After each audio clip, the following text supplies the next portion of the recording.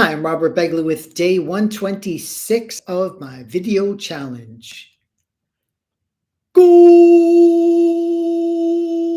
Remember that guy would say that whenever there'd be a goal scored in soccer? I have a little bit of experience with soccer, and I still have some issues with it.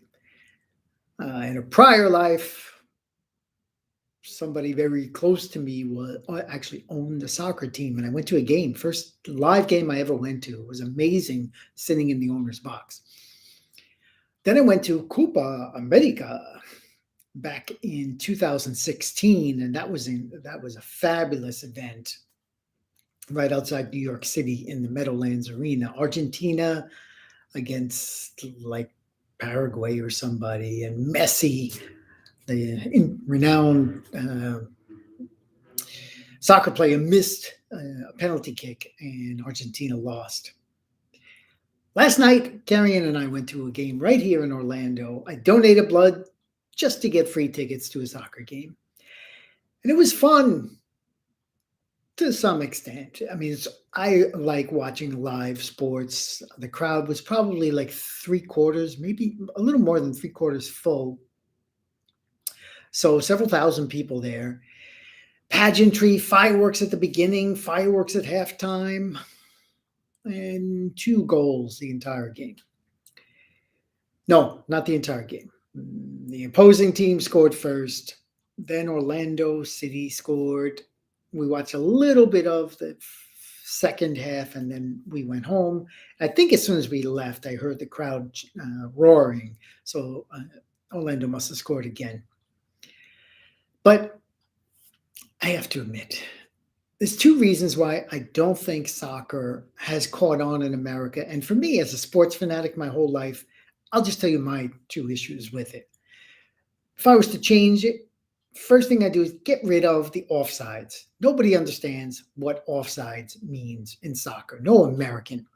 And this is proved by Ted Lasso, the great TV show on Apple TV, where he's an American football coach, coaches a college team to a championship, and then he is hired by a British football soccer team to manage them, and he still doesn't know the rules of the offsides. He's asking the refs all the time. But if you get rid of the offsides, there'll be more goals. It wouldn't be boring, as Homer Simpson says. And that's what people want. They want to jump up and scream. And this way, that goal guy, his voice would be hoarse in like 3 minutes into the game. The second thing that I have trouble with, and I'm not alone, is the clock, the countdown. There's 45 minutes to each half of a soccer game, two halves, 90 minutes total. Now, in American sports, there's always a countdown. When you get to the end, either of the half, or in American football, it's called a 2-minute warning, and the clock counts down until you reach that zero. And Americans love that. 5, 4, 3, 2, 1. Yes.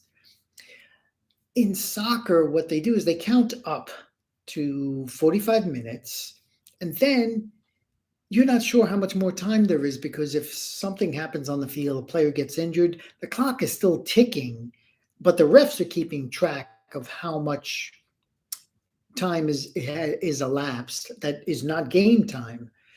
So the final regulation, the halftime, we watched the half, and Carrie Ann's like, wait a minute, it's 45 minutes. And I said, no, the refs tell you how much more time there is. They don't tell you. They know themselves.